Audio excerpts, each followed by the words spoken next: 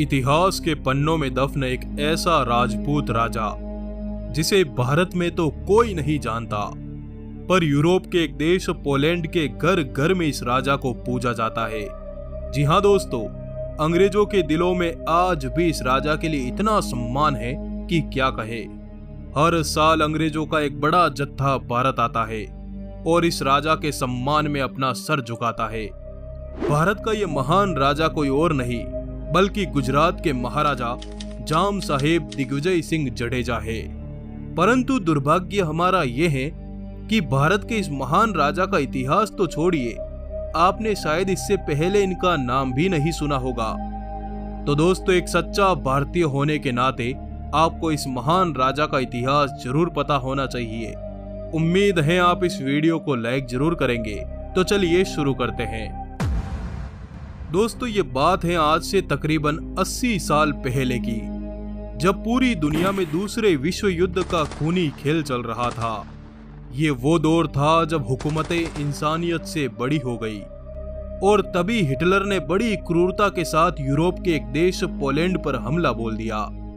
युद्ध के अगले ही दिन हिटलर के जंगी जहाज पोलैंड की सड़कों पर उतरे और उन्होंने बड़ी बर्बरता के साथ पोलैंड में तबाही मचाई।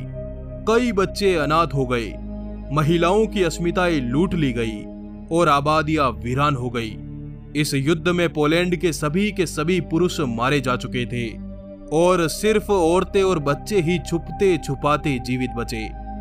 परंतु हिटलर के क्रूर सिपाही इन बचे हुए पोलिश नागरिकों और महिलाओं की तलाश में चप्पे चप्पे पर फैल गए। ऐसे हालातों में डरे सहमे पोलिश लोगों ने एक रात पोलैंड से भागने की योजना बनाई।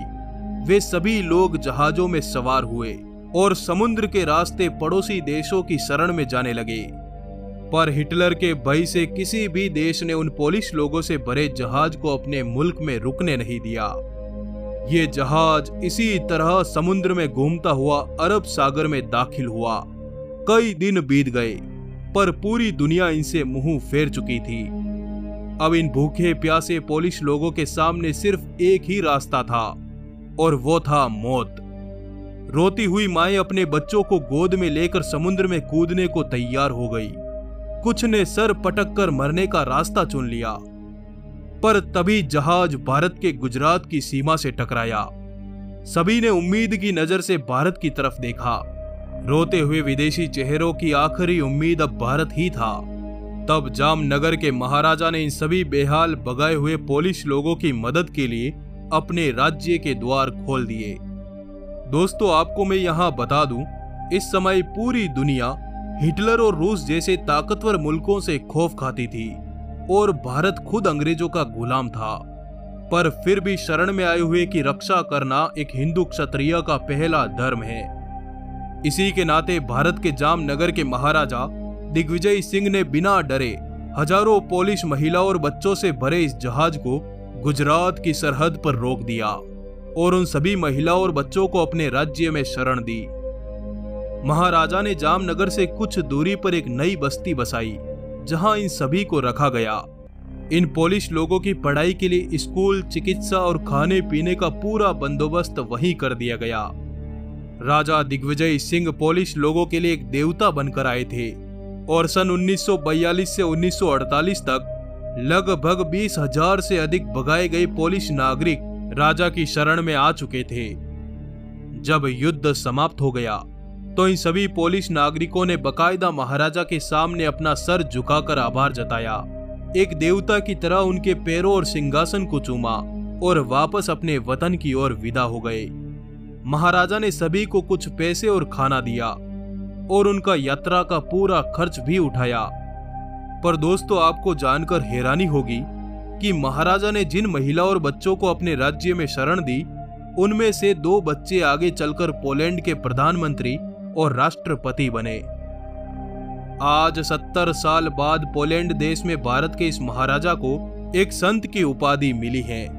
उनके नाम पर कई स्कूल चलते हैं, उनके नाम पर कईयों सड़कों के नाम हैं और तो और उनके नाम पर पोलैंड में कई गांव भी बसे हैं। जब महाराजा दिग्विजय सिंह की मृत्यु हुई तो पूरे पोलैंड देश में शोक मनाया गया और महाराजा को commanders cross of Republican Poland की उपाधि से सम्मानित किया गया। पर दोस्तों यहाँ सोचने वाली बात तो ये है कि एक ऐसा वक्त जब पूरी दुनिया के दिग्गज मुल्क उन महिलाओं और बच्चों को शरण देने से मना कर चुके थे, तब गुलाम भारत के एक महाराजा ने बड़ा हृदय दिखाया और उन बच्चों को रहने, खाने, पढ़ने और तन ढकने को कपड़े दिए। उनके रहने के लिए पूरी की पूरी एक कॉलोनी बसा दी। इतना ही नहीं, राजा ने उनसे यहां तक कह दिया कि आज से आप भी मेरी प्रजा है। आपको यदि कोई मारने आया तो उनसे लड़ने के लिए मैं अपना सब कुछ कुर्बान कर दूंगा। तो दोस्तों, इस तरह मारे मारे फिर रहे शरणागतों को हर बार भारत माँ ने अपनी शरण में रखा। और मुझे पूरी उम्मीद है भारत माँ के सच्चे दीवाने इस वीडियो को लाइक जरूर करेंगे, ताकि हम आगे भी इसी तरह के किस्से आप तक पहुंचाते रहे। आपका आभार, धन्यवाद, जुड़े रहिए।